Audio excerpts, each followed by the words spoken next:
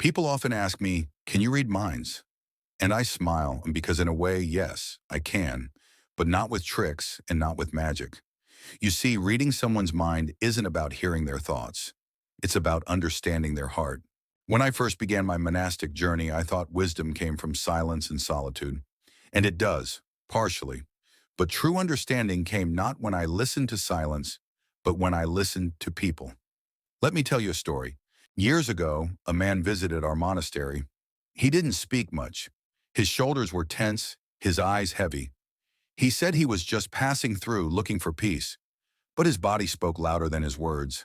His breath was shallow, his gaze constantly darting. You didn't need to hear his thoughts to know he was carrying something heavy. So I didn't ask him what was wrong. I didn't offer advice. I simply sat beside him. Slowly he began to open up, not because I pried, but because he felt seen. Here is the first lesson. If you want to read someone's mind, be present, not just with your ears, but with your full attention. Most people don't want solutions, they want to feel understood. And when they do, their thoughts speak louder than their words ever could.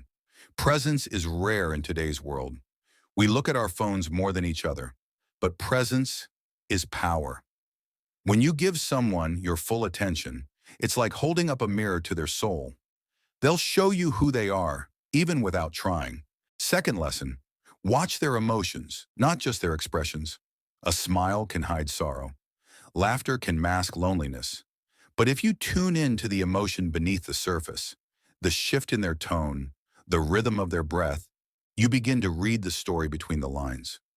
In the monastery, we are trained not to judge a person by what they say, but by what they feel when they say it.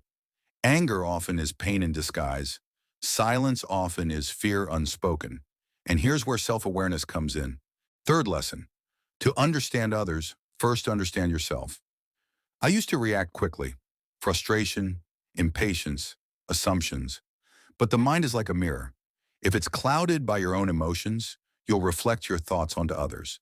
But if it's still, clean, present, you begin to see others as they truly are.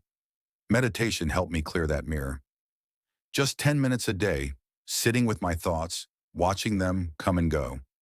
You begin to notice patterns, your fears, your judgments, and the more you understand yourself, the more compassionate you become toward others.